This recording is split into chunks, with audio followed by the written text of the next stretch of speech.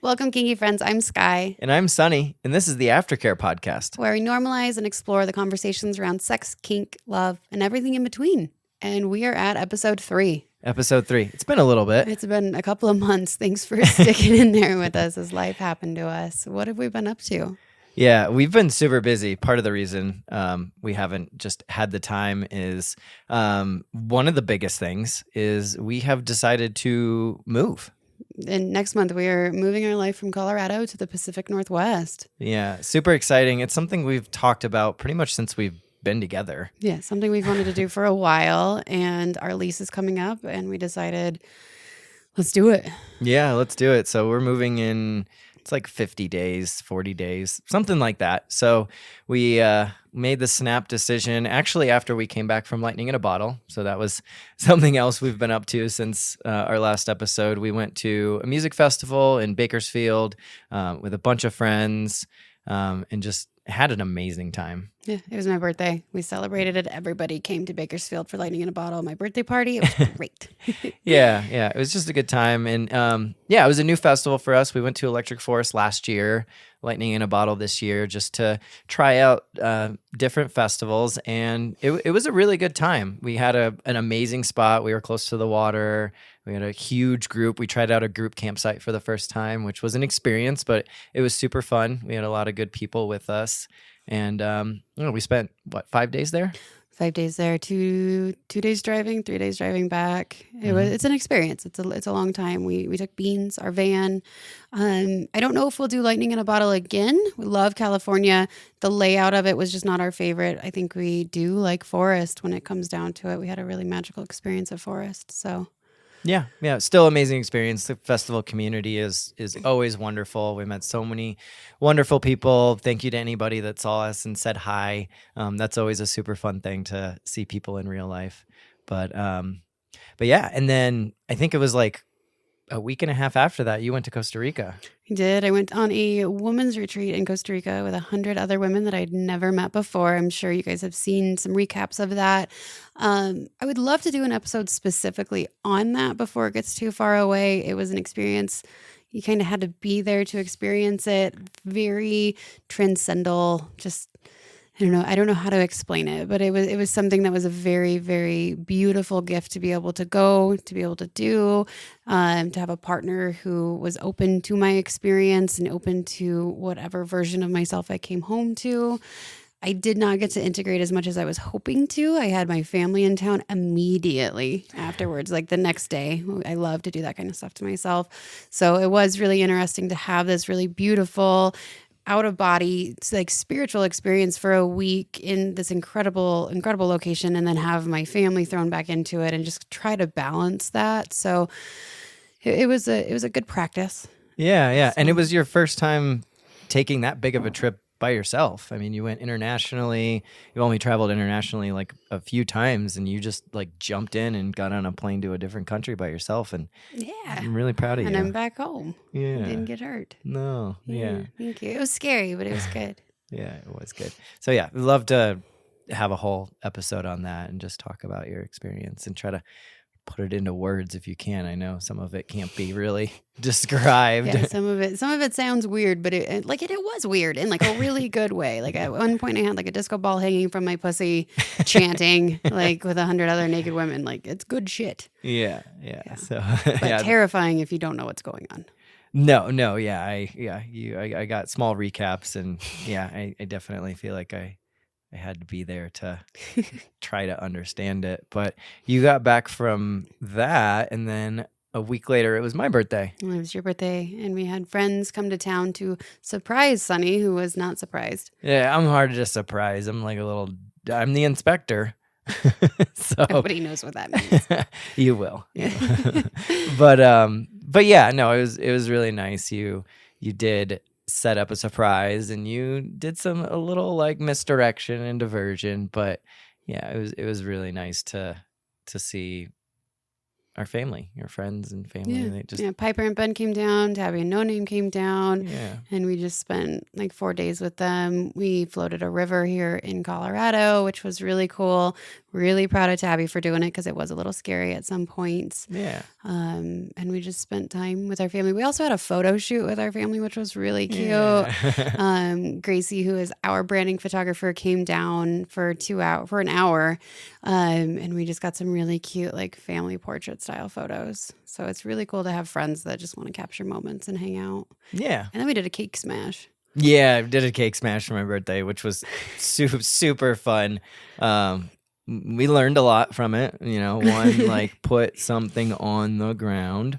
We made a mess. Three women smashing cakes with their butts with no covering on the ground. Yeah, no, but I am like proud of all of you because you were like, I don't know how this is gonna go, and it seemed like everyone really enjoyed it. Yeah, it was fun. It was a lot of fun covering our bodies in cake.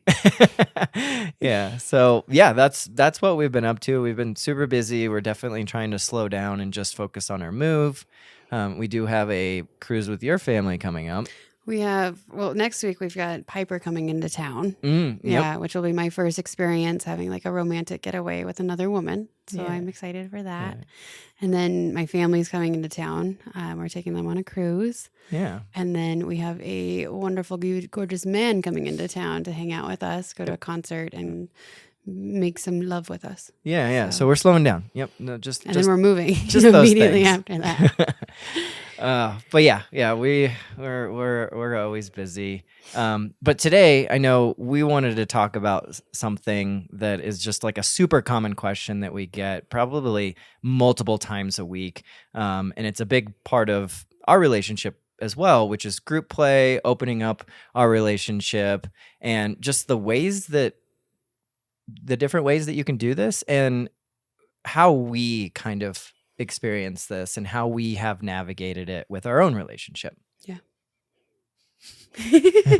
Exactly. There's so many ways to do this that when we talked about making this podcast, we really truly just want to talk about how we did this because there's not a right way or a wrong way. There's ethical ways and there's safe ways to do this, but I truly do believe that this is up to you and your partner to figure out what ethical and safe truly means to you.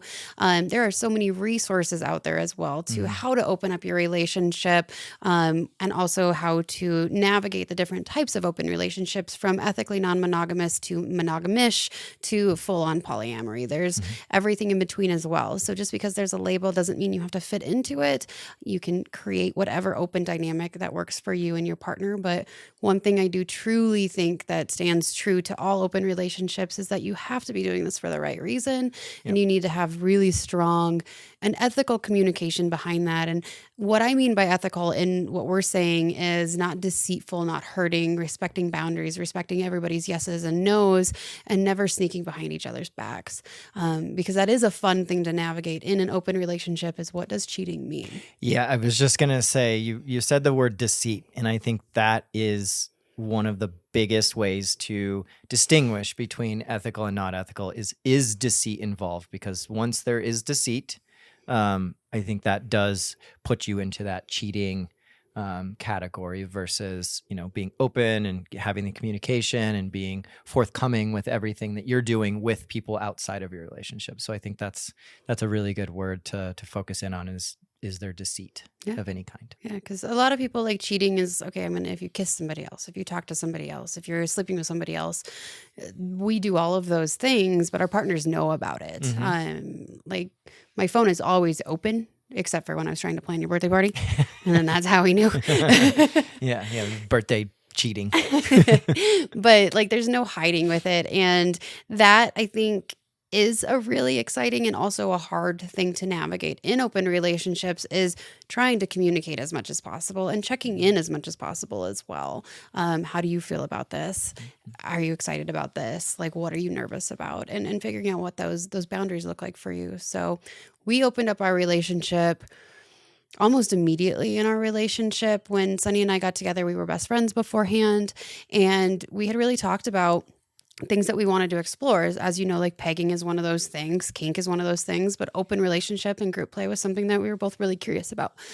You had a threesome before, right? In like college or something? Yeah, He had a threesome before. Yeah, I had a threesome before, and I was just frankly too immature to really navigate that in a healthy way. So after that experience, like it did create a lot of tension, jealousy, like all of the negative things that could come from group play. It really did create that. So I was for a long time someone that didn't recommend threesomes to people. I was like, that is going to mess things up because it was my only experience because I didn't um, know how to communicate. I did not know how to educate. So there were a lot of things that just I frankly did wrong, and I didn't do the proper planning and preparing to just go about it the right way. So I yes, Yeah. technically I had a threesome, but that was it. Yeah, and I had never gotten the opportunity to. I was never with somebody that we had a strong enough foundation around trust and love and communication. There was a lot of shame in a lot of the relationships I was in.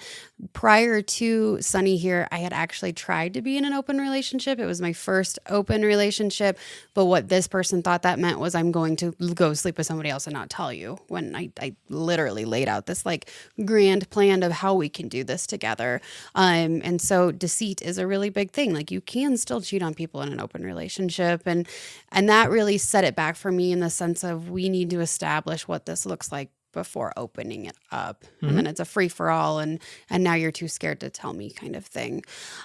So within the first like, I don't know, 2 weeks of us being together, we talked about kinks, curiosities, fantasies, desires, group play being one of those. And we talked about the dynamics that we wanted to explore, because not everybody is open to all types of threesomes, right? Not everybody's open to all types of swaps. But we were kind of open to all of the things at first. A bi MMF was not something that Sunny had wanted to explore because he was considering himself straight at that time. Yeah. And I just I don't know. I didn't want, I think part of it was I didn't want to try to navigate too many things at one time. Absolutely. Like, having a first group play experience and having a first bi experience at the same time. I tend to, want to take things in different steps, and I'm a little methodical when it just comes to a lot of things I do. So that was something that I wanted to make sure, I understood what group play looked like before trying to explore something else brand new. Yeah. And so we had somebody kind of in mind when we had first gotten together. I have been bisexual most of my adult life. And I did have a crush on this wonderful woman, and slowly just started bringing this idea up to her, slowly bringing this idea up to Sunny. And Sunny and I really sat down and talked about what would a threesome look like for us, because communication is really big for us, making sure that anybody who's in our dynamic is truly cared for and nobody ever feels used or hurt in that situation, which is hard when there's more than one person involved. And so that is where I think the communication really falls in, and anybody that we're playing with has to have strong communication with in return. Yeah. So we talked about what this looked like. And do you want to talk about the experience? Is that what we're doing here? I mean, I think like when we started talking about this, that was the time where we started like almost thinking about scenarios and really trying to mentally not like plan this or try to expect everything. You're not going to be able to expect everything, but really understand like what each other would be okay with, and let that guide like our boundaries, like what would be okay. Because I mean, just because you're having a threesome, that doesn't mean that there's like penetration, you know what I mean? Like figuring out what those boundaries are. So like okay with kissing and okay with penetration, or okay, like, coming inside someone else, things like that. And really understanding like, where can we start to explore this mentally before we actually get in the room with someone. And then, not something bad happens, but something really uncomfortable happens. And that leads to like someone shutting down or being hurt in the moment. So that's what we really started to do beforehand is, understand, okay, like, we had talked about like no cream pies and stuff like that at first, which that boundary has changed. It was like for us. immediately changed. And I think Yeah. a big part of that was we do truly believe in compersion with each other. And that is a really big leading factor in our relationship. And what I mean by that is I am so invested in Sunny's happiness, even if that means I'm not the one directly involved in that happiness. Like I don't want to limit any experience for Sunny and vice versa. And also what that meant for us is I think it's really important, and we learned this in our swap, of when we are in a group play experience, I think totality is really, really important. If I am with another man, I want that man to feel like I'm truly with that person. He's not being distracted by his partner or something else that's going on. And when Sonny's with a woman, I want him to be completely invested in her because I know what it feels like when somebody's distracted, right? And so if we're in this group play experience, I think totality is a really important thing. And if that means that like you're worried about you're about to come and you're going to do that inside of her and that's going to be a really bad thing, like that wasn't totality for us and that wasn't compersion for us. And so we realized that a cream pie is not an end all for us. It's not a deeper level of intimacy that I should be only in charge of kind of thing. And so we talked about it. And when we were in the moment, I realized that's not something that makes me insecure. Yeah. And like, I think, on the being with someone else, like in a threesome, like there are, threesomes can be a little difficult to keep everyone involved all of the time, So like, there is, I think a common fear with threesomes is like feeling left out, like, and that's something like people need water sometimes.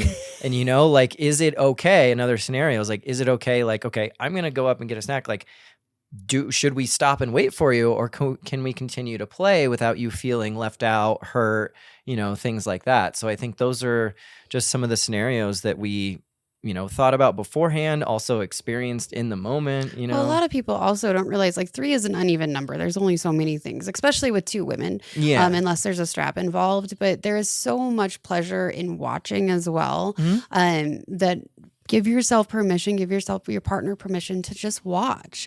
And like Sunny said, take a break, get water, get snacks, that kind of stuff. But if it doesn't make sense to try and put yourself in there, like just watch the pleasure happening as well and let it just flow fluidly. Like the more that you think about a threesome, the harder that they become and the more you're in your head and not in the moment. Yeah, exactly. So again, you can't really foresee everything that's going to happen, but I think you can really think about the things that might make you uncomfortable or might make you feel hurt or jealous. We're going to touch on jealousy a little bit later, but those are some of the things that you just want to make sure like you're sure you are not comfortable with, that are talked about beforehand. And if something comes up, you're able to talk about it in the moment as well. Yeah, absolutely. And I think that's why it's really important for us to build relationships with anybody that we play with. This is why we don't consider ourselves swingers, is because that I think that communication and those boundary communication, like that really does come with time, and that comes with respect, that comes with a relationship, whether you're dating somebody or not, but that friendship needs to be there. Like, hey, we're really excited to play with you. One, I want to hear, what are you looking forward to? What are some things that you would really like? Because I want to grow and I want to learn you. You're in our relationship. We want to take care of you. But I also want to tell you what our boundary is. And our biggest boundary is you can't sleep with us because there's no room in our bed. Like, we've tried this and I am the one that's always too nice. And I'm like, yeah, let's try. And then I'm the one that's like slipping out in the middle of the night because I'm too hot. You can't sleep in the middle of a bed. Like, it's miserable. No, unless you need like a double king bed, but even a king bed is not big enough for 3. No, I'm stuck in the middle of a blanket. That's the problem. Yeah. So yeah, that's our biggest that's our only boundary really, is you can't sleep in our bed. And it's not because we don't want you in our bed. It's because it's too hot and there's no room. Yeah. So. But yeah, you talked about like building the friendship, building the relationship. And that's really what we did with our first threesome. Our first FFM was, I mean, we hung out with this woman for months before, like we had I would say at least a month or so. Yeah. We became good friends. I was friends with her, and we had really kind of planned out what this looked like. I had gotten full consent from her, like, hey, do you want to stay the night? You don't have to sleep in the same bed. Like, I had given a lot of outs, and this is something that I do personally, but this was also something that we are 2 people. I don't ever want to make somebody feel trapped. And so there was a lot of communication about that. We made her dinner. I actually let her make the first move because once again, there's 2 of us. I don't want you to feel pressured into anything. So she made the first move. We went into the bedroom.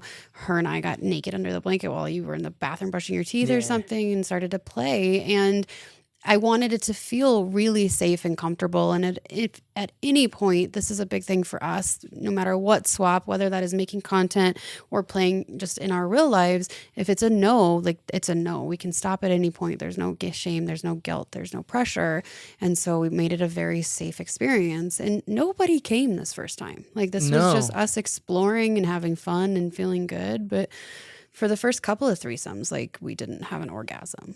No, no, no. And yeah, I think that is one of the big things that can happen when just you're with a new partner, at least I'm going to speak personally, is, that pressure to perform, like specifically to climax, when really the focus should just be on exploring each other in that new space. And that's something that I've really worked on. And I think it is an important thing to think about, is like not having the goal of climax or anything specific, but just sharing space with each other, sharing intimacy, exploring each other's bodies, learning what the person coming into your relationship likes, so that you can have a good experience. So I think that's one of the biggest takeaways I've gotten from our first few threesomes, was not feeling the pressure. Like no one is putting that on you but you. Yeah.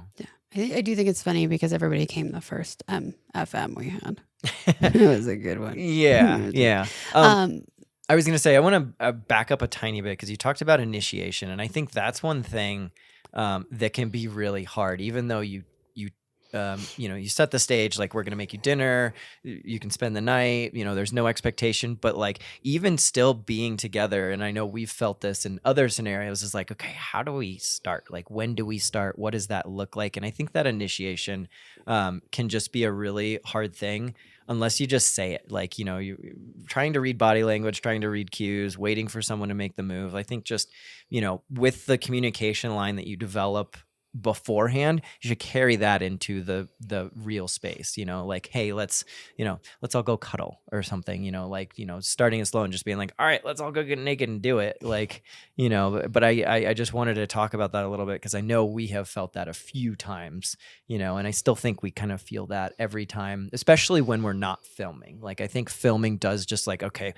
we're doing this, we're setting up the cameras, like, we're getting ready. But when we remove the cameras, I think it can feel a little ambiguous at times. One thing I have noticed is that it always does seem to be the female initiating this. And I don't know if that's something that we want to continue. Yeah. Because I think it would be helpful in some of our current scenarios where like maybe you or one of the other guys would initiate it a little bit more. Yeah. But I do feel like it is the females doing it. And I think that that's obviously a respectful thing. But yeah, it is a lot of pressure to be like, okay, can I kiss you kind of thing. And that's something that we're learning. Our dynamic now has changed so much from in the past. But I do agree. Like, if we're already talking about having a threesome, we just need to talk about it. Hey, can I kiss you? Hey, how are you feeling? Like, having that dialogue is really, really important outside of text as well. Yeah. So I just wanted to talk about that, because I know that can be another one of those scenarios where you're like, okay, we're all here and we talked about it, but like, how do we actually get there? So yeah, like if you're in a threesome situation or a foursome or an orgy, you got to have some balls. And I mean that in like the most empowering way possible of, all right, someone's got to step up. We're in this. How are you guys feeling? Like, I would love to kiss you. Like, and more of an asking, not like, this is what we're doing. It's always from the place of consent. Like, I would love to, like, does anybody want to cuddle? Like, can I kiss you? Like, massage, whatever, just some sort of initiation, while also giving the other person, the option to agree to it or to disagree to it. So yeah. Another thing that I think is really important to talk about with group play is what happens afterwards. A lot of like, you look this up, you Google it. Okay, how do I find the threesome? How do I have the threesome? And then the article just ends. Well, what are you doing with your unicorn now? Like, I hope you're not just kicking them out. Because it is really important to remember these people are in your relationship. These people are in your lives. They're fulfilling your fantasy. They're doing whatever it is that you wanted them to do. You need to care for them in such a way. And so after our first threesome, she stayed the night with us. The next day, we went on a full hike. Yeah. We did like a really fun wandering day in Rocky Mountain National Park. We made dinner that night. Like, we had a full experience. And I do think you don't always need to do that, but I think it's really important to ask this person, what do they need? And this is where aftercare is really important as well. Aftercare is very, very big in our relationship, obviously, because of the name of our podcast. It's also really big.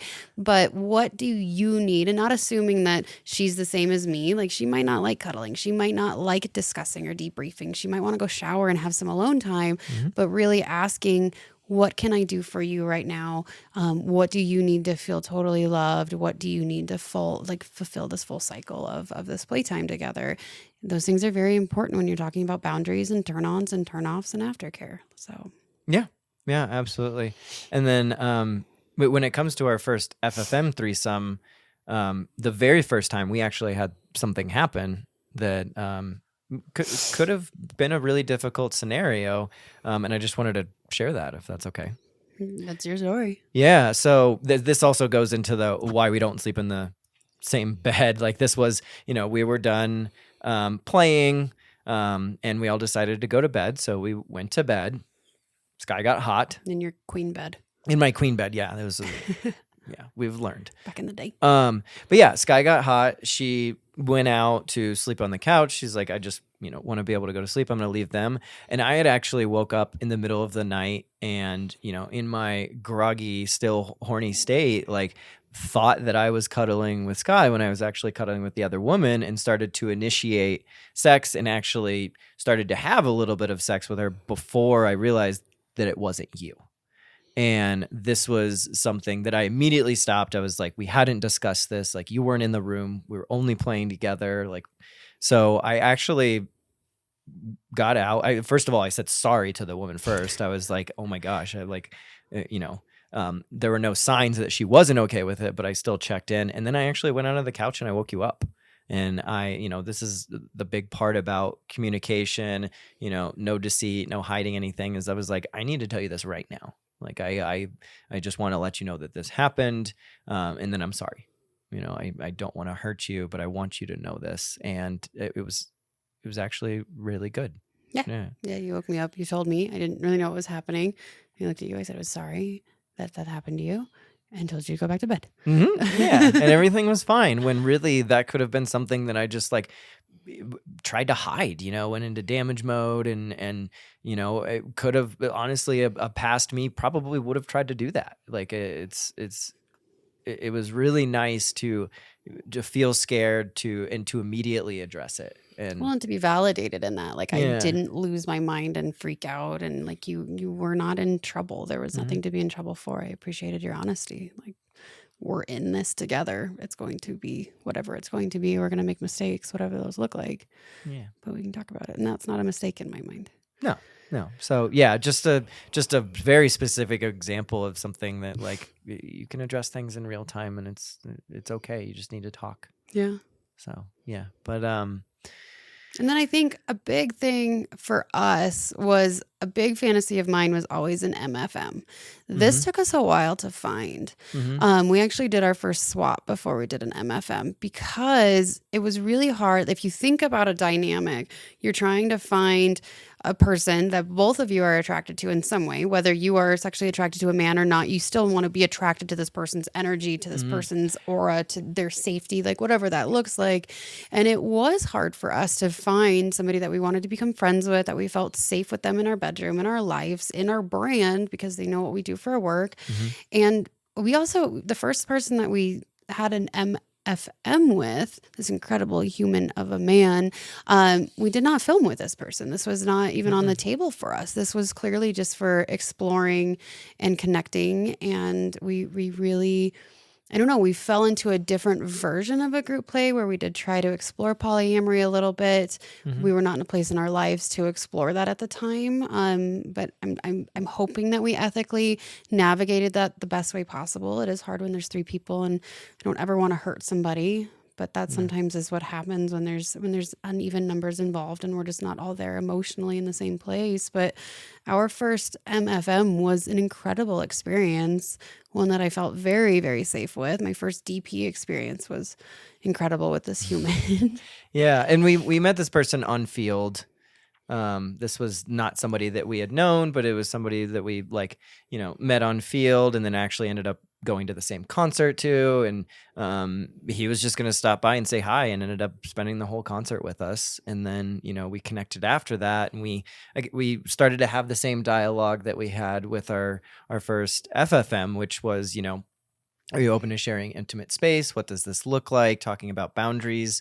And this was actually a different experience because I, was starting to become way more bi-curious and open to the idea of, interacting with a man in a group setting. And it's actually something I spent some time speaking to this person about. Like I went over, and him and I just went on a walk. And we just talked. Of course you did. Yeah. Yeah. We just talked, and we didn't necessarily want to say yes or no, this is happening, but just having that dialogue and really talking about the scary things, talking about the unknowns, without any goal of like necessarily having answers, just having the conversation, which was really cool. And this was before we had our threesome. And we just decided that, we were open to things, but we weren't going to put that pressure on ourselves to do it. And we ended up not really interacting. There was some touching, like I helped him get inside of you at one point, and, things like that. But it was just really nice, again, talking about something that could possibly be a boundary for someone else, curiosity for me, and what that looks like. So that was a really nice experience to be able to do, so that when we did get into the bedroom, we knew that there was a general understanding of what was potentially okay without, setting that expectation. Well, and I think one thing that's really important for us, and this is not the case for everybody, and I don't want you to feel like it is, but I don't want to be in a threesome experience with people that are not bi-curious, at least a little bit, or at least comfortable with the same sex in the same room. One experience we had was there was a couple that reached out to us. This woman was not bisexual. They wanted to just make content with us. But this idea of doing a threesome, one, for content's sake, but two, that this woman was not bisexual at all, it actually, it turned me off in the sense of if I accidentally touch her or raise her or accidentally kiss her or something, because you're just in the heat of this moment with these people, that scared me a lot. And it just didn't feel true to me. It didn't feel true to us. And we don't make content just for content's sake. But this was something that we were really exploring when it came to a threesome with guys. Was I don't need to have a bisexual MMF. It's fucking hot and it's one of my favorite things in the world. But I do need to be with another man that is secure enough in his own sexuality and secure enough in our dynamic that if your guys' dicks touch when you're trying to put them both inside of me, he's not freaking out and running. Yeah. I need to have a man that is secure enough in himself to know that this is a wonderful group, a dynamic, and that you accidentally touching or grazing another man does not define your sexuality. Yeah. And that's why I think labels are really hard at times, but I don't see us just playing with 100% straight men, just in that sense. I'm not saying that they need to kiss you or touch you, but I'm saying that I would like you guys to be close to each other, smashing me without an insecurity happening. Yeah, absolutely. Yeah, no, I definitely think that is important. There's especially once you get past 3, there's just too many parts to really have to be mindful of that and kind of pull yourself out of that space. That is one thing that I think can happen with group play is trying to think about these things, and really trying to navigate specifically not touching another person. Just it pulls away from the experience. It does. And then I think checking in is a really good thing to do, but if you're constantly is this okay? Is this okay? That, my pussy just dried up constantly. I don't want to have to worry if I'm hurting you, because your safety is my biggest thing. But why are we in this dynamic if this is potentially not okay? Yeah. So that I know that, and that's something that it can happen with just your other partner too, especially in the beginning. Is my partner having a good time? Are they okay? And that's something that it will happen. It does happen, especially in the beginning, because you care about them. You want to make sure that they're okay, and those little check-ins are important. But as you get better, your partner will come to you if they're not okay, versus you having to, be that monitor and I think making sure that we're playing with people that will keep my partner safe, kind of thing. I know that when I'm playing with Ben, you're not like, as my partner, okay, kind of thing, because you get to enjoy Piper, but you're also like, that Ben is keeping me safe. Yeah, absolutely. And like when we do, if we do start to explore that with like Tabby and No Name with soft play and those kind of things, like those are all things that we're going to discuss. And those boundaries are going to be what we have.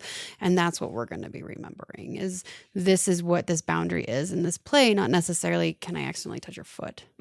Exactly. Yeah. Yeah. So yeah, our first MFM was phenomenal. And then we had, there was one where like I went out to dinner with one of my friends and our male partner came over and we went to dinner. Oh, you went to dinner too? We went to Mr. Oso's. Oh, that's right. Yeah. Yeah, we went on our own date. Yeah. And then, he's amazing at shibari, so there was always the intention to tie afterwards. And at one point, like I got a text from him using your phone of you like tied up naked, like with wax on you, and I was like eating hibachi with my friend, and I was like, I gotta go. This is super sweet. Like it was such a fun thing to get. It wasn't something I really expected, and then I just like ran into the room and dove in.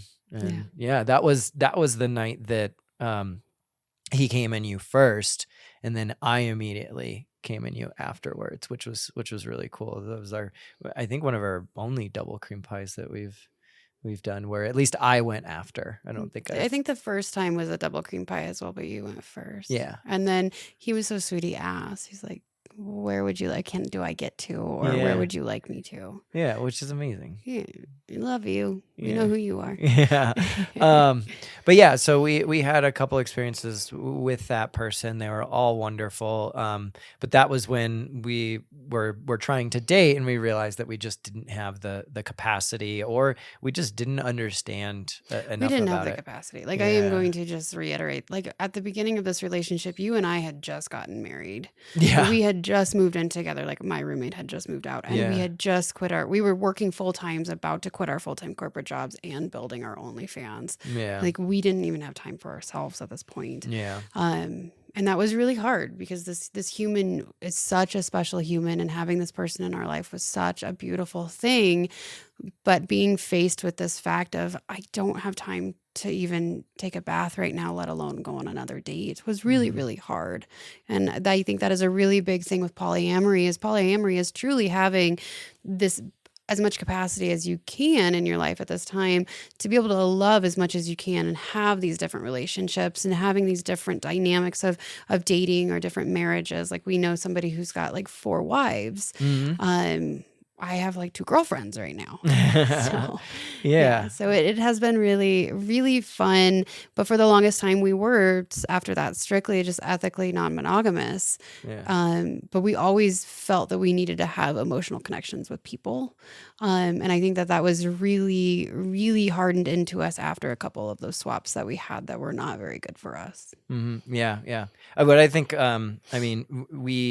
we broke up with this person, and then they actually are married now. To like this incredible human. Yeah, so they went on and found their partner, and but that was a hard experience, but a good experience for us, and just understanding, like, making sure we have the capacity and what different level we can be with someone at any given time. So we had that experience, but while we were talking to this person, we actually went and did our first swap. It was our first collab. It was our what that collab. Means is that you're meeting up with other verified adult content creators to make content with them. And so we did collaborate with them. And this was a very different experience because we literally flew in that night, had our first swap. The next day, did a podcast, our second swap, and flew home. Like, there was not a lot of room for emotional connection. There was not a lot of room for connection outside of work Yeah, I mean, we did the best that I think we could digitally beforehand. Like Yeah. we had group chats, we FaceTimed. You suck at texting. I hate He's texting. really Like bad I at want to go texting. on a walk and talk to you, or talk to you on the phone. But yeah, so I think we did the best that we could. But this was also like 2 new things for us too. Like it was our first collab. It was our first swap. Like we filmed our very first swap. Yeah. And this was the first time we'd ever filmed with anybody else and our Mhm. first time ever doing a foursome. And that was a lot of pressure for you. Yeah, it was a ton of pressure, and it was definitely, yeah, it was something I was okay-ish. Like the first night, like again, I didn't orgasm, I didn't come. There's a part of the video where like it's probably the last like 15 minutes. I'm just like laying on the end of the bed, just kind of watching. We're just chatting. Yeah, and we're just doing, we're just hanging out, and I actually really like it though. I like that happened because I like showing that it's okay to just be like, all right, we're good, or I don't need to try to force Mhm. this, or whatever my body, whatever's happening is happening, and it's okay. And I don't know, I'm still a huge voyeur, so I'm just gonna hang out and watch. And yeah, it was a very interesting experience, and I'm glad we got to share it, because it was a true first experience. Like Yeah. we did And a I lot think of it's really first. important for us to show because we've done this a couple of times now that sometimes you don't get hard right away. No. Like, one, it's a lot of pressure to be on camera, but two, to be in a new group dynamic with 2 other people where you need to feel safe, you need to feel Mhm. connected. And it can be hard to do that when you're rushing into filming or even just filming in general. Yeah. But I think it's really important to show that, like, it's okay to not get hard right away, to not just pull your pants down and have an erection. Yeah. Yeah. So yeah, we did, we had our first swap.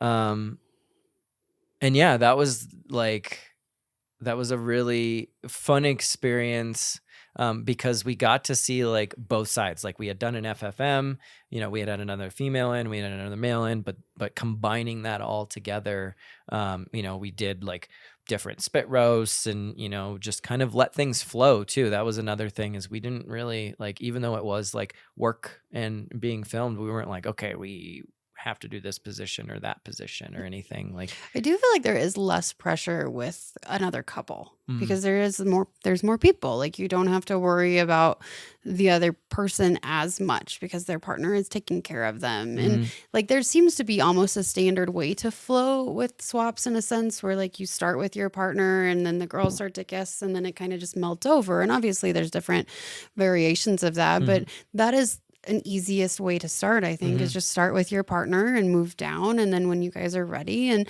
I also think soft swaps are a really good place to start, yet we have not done a soft swap. Yeah, we have not done a soft swap, but I do think like, yeah, just having sex in the same room with another couple is a great way to not just have to dive in head first if you're really not sure. I mean, we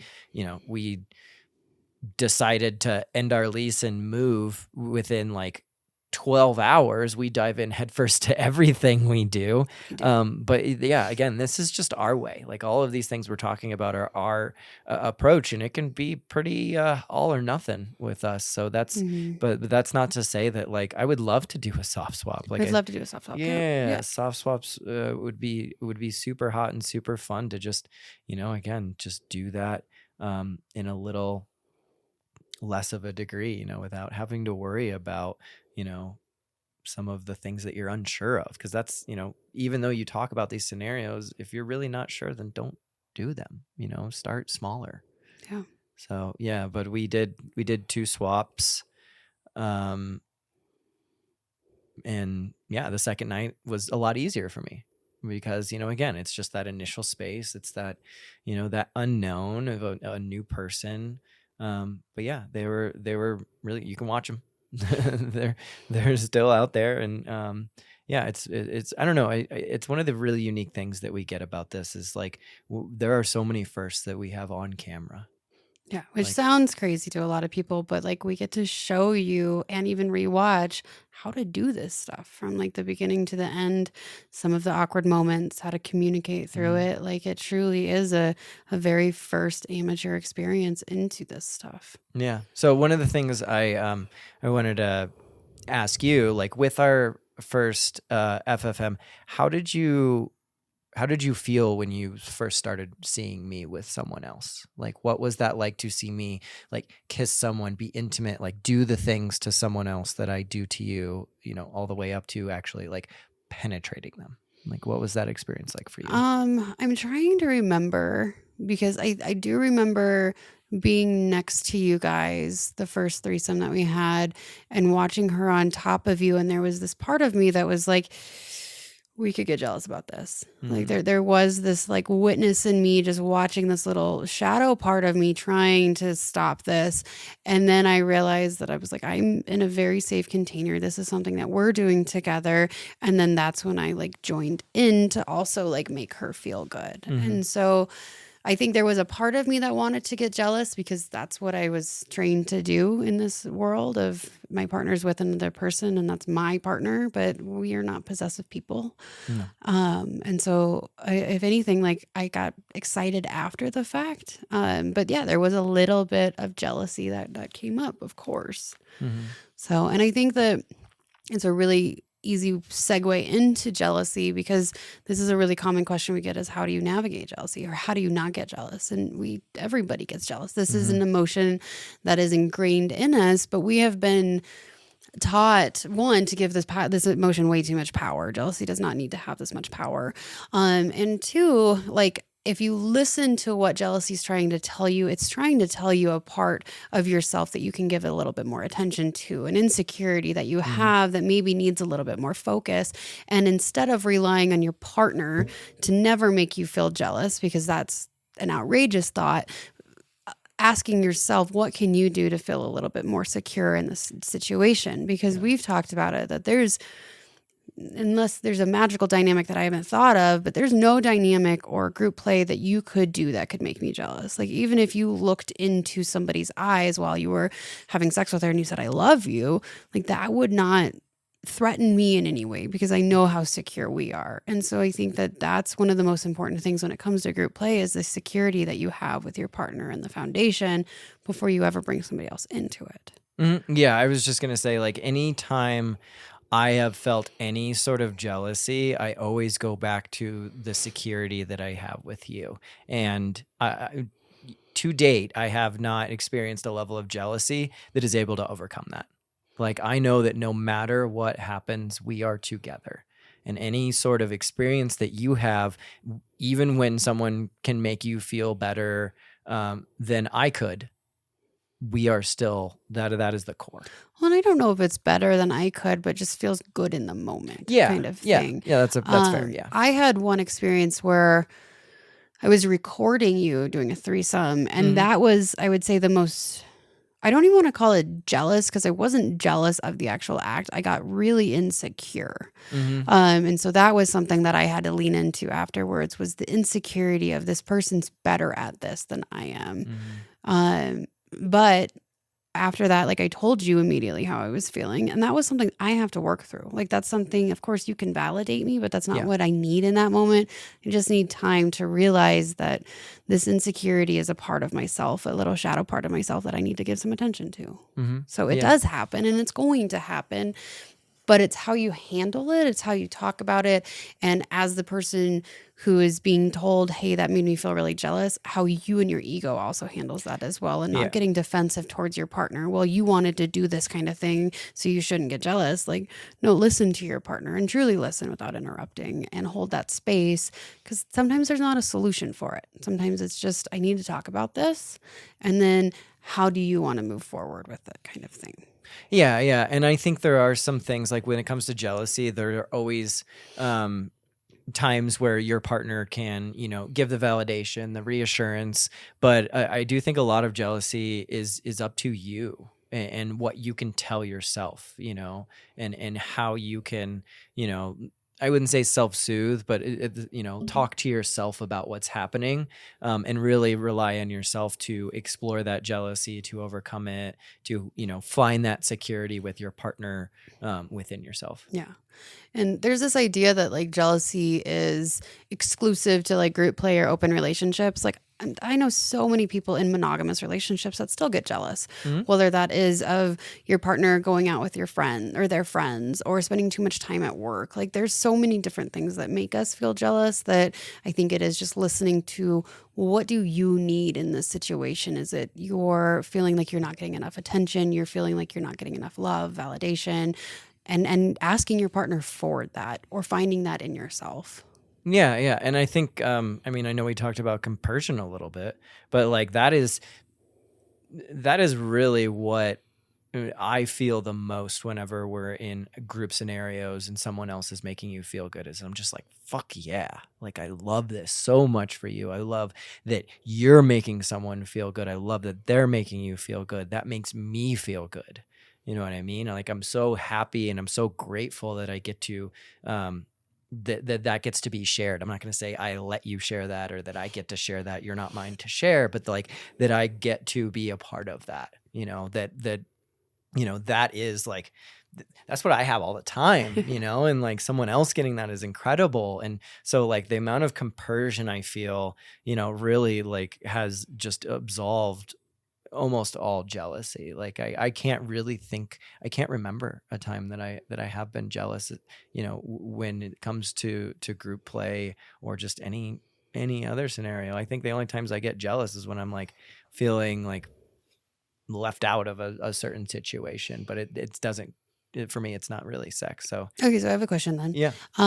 With our next male coming to town and the potential of me playing with him solo, Yeah. how does that feel? Does that feel like you'll be left out?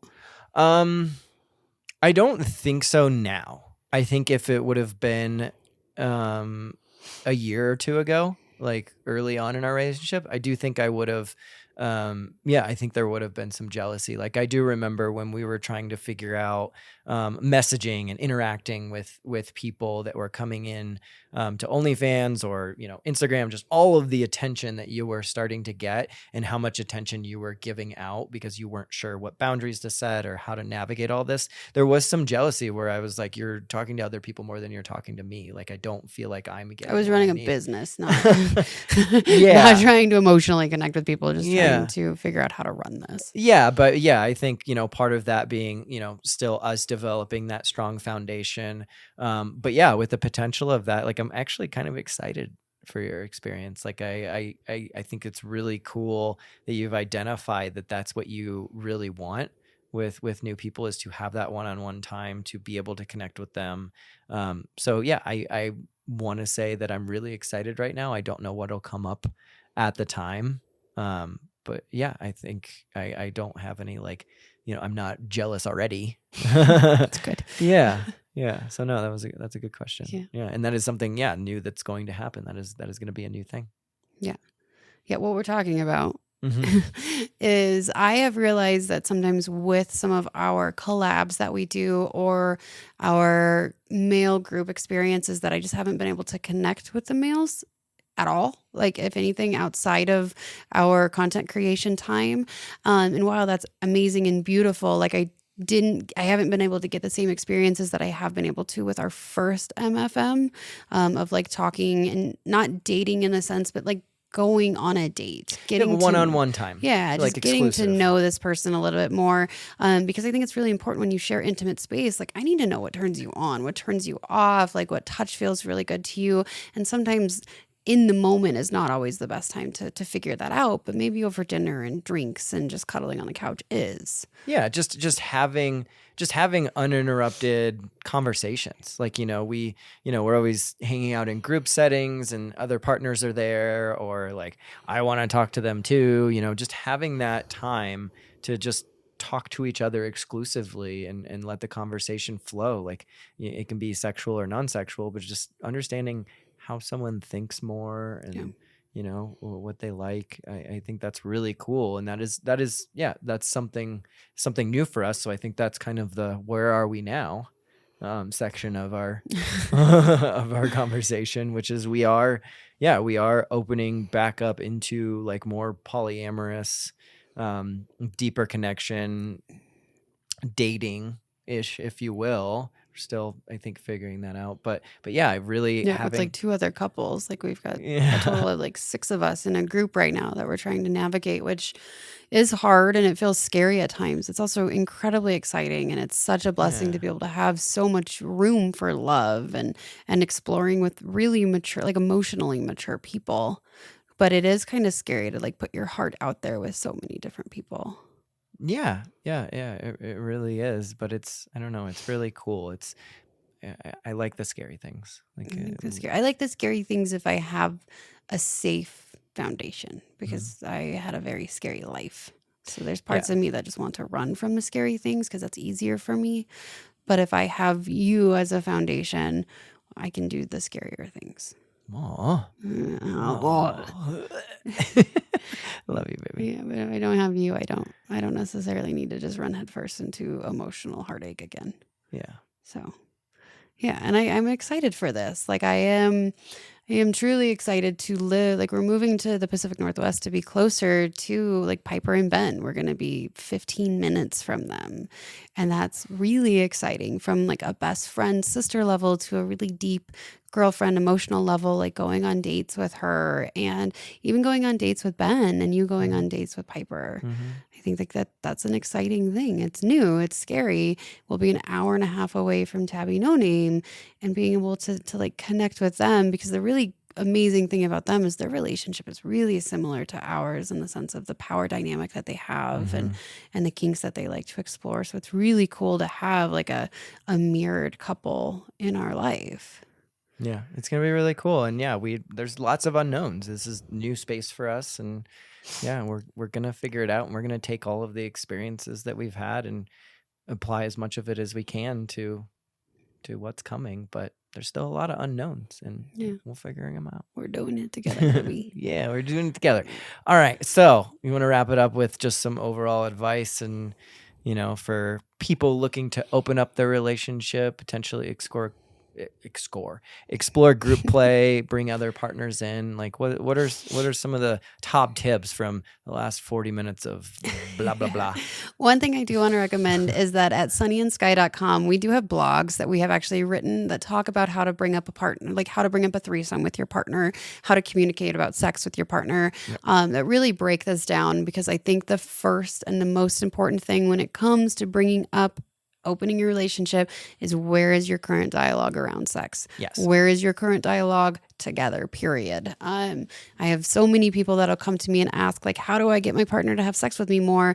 And when I ask them, well, how is your partner's sex life with themselves? They can't answer that question. So this is, Yep. you do truly need to be involved in each other's lives to be able to do something as scary as bringing in other people into your relationship. And I think you need to do it for the right reasons. And so really sitting down and asking yourself before bringing this up to your partner, because your partner's going to ask you, why do you want to do this? Mhm. Ask yourself, why do I want to do this? And if it's the wrong answers, and I do think there are a couple, whether you agree or not, I think one of the wrong answers is that I want to spice up our relationship. Bringing in another person to spice up your relationship, that is not going to feel very good to your current partner. Yeah, it has basically the underlying message is our current situation is not exciting or I'm not fulfilled by it, and that's what's going to be heard. And that might be the truth, but Yeah. I don't think that this is, in my mind, bringing in a third person to a relationship that's kind of doesn't have a strong foundation is like having a baby to save your marriage. Mm. Like it's not the best reason. And so I think really focus on that foundation, reconnect with each other's sexualities, your sensuality, getting to know your partner on different levels and just seeing how they're doing is a really, really important thing. But I think people need to have a threesome because they want to experience other people together. They want to Mhm. share their love with other people. They want to see how much love they can possibly have in a relationship. They want to take care of other people the way that they're taking care of each other in that sense. Like group play truly is hard. It takes a lot of work. This is one of my favorite resources is the Ethical Slut. It talks Yeah. about how to meet people, how to navigate jealousy, how to navigate conflict because you're going to have them. And then also how to make sure you're getting tested for STDs and STIs, Yeah. because when you bring other people into your relationship, you can't assume that people are clean. We're all sexually active adults. Not everybody is actively testing. So No. keep yourself, keep your partner clean, but ask yourself why you want to have a threesome. Ask your partner what they're worried about and honor their yeses and their nos. If your partner is really, really worried about jealousy, ask them what they feel jealous about. Like, really work on that together. Talk about dirty talk, role playing. You don't have to just bring somebody else in right away to be able to have this fantasy fulfilled. Yeah, I was gonna say, like, go at your own pace. Like that is, I think what you were going about is like, do the work that you need to in your own relationship first, do the education that you need to, and then once you feel like you are potentially ready, like, don't feel like you need to just jump right into the bedroom. Like, go at the pace that feels good for you, for your relationship, for the other person Yeah. that you're bringing in. So I would say that is a really important thing, is like, don't put a timeline on this. Don't put expectations on it. Just be along for the ride and for the experience. Yeah. Talk about boundaries, talk about limits, and honor those boundaries and those limits. If your partner doesn't feel safe with somebody, listen to that. That is a really, really big thing that your partner's trying to tell you. This feels scary. It's a hard conversation to have. And if you have an experience, and let's say that didn't go great, listen to that as well. It might not be for everybody. So, Yeah. Yeah. but have fun with it. Yeah. Yeah. It should be fun. It should be absolutely It fun. should be super fun. There should be high fives along the way. Well, cool. Yeah. I think we did it. So thank you for being patient as we figured everything out that we've been up to over the past like month and a half in between episodes. We're going to really try to be regular about this, but as you can see, it's just We're moving and we're busy people. So we really appreciate everyone that came back for episode 3 after the gap. Yeah, and as always, we only talk specifically on our OnlyFans. But if you have any questions, you want to connect about any of this, you have any stories that you want to share, you just want kinky friends in your life, you know where to find us. So thank you, as always, for tuning in, for being here, and we can't wait to see you next time, whenever that is. I hope you guys always stay kinky. Yeah, be safe out there. Love you lots. Thanks.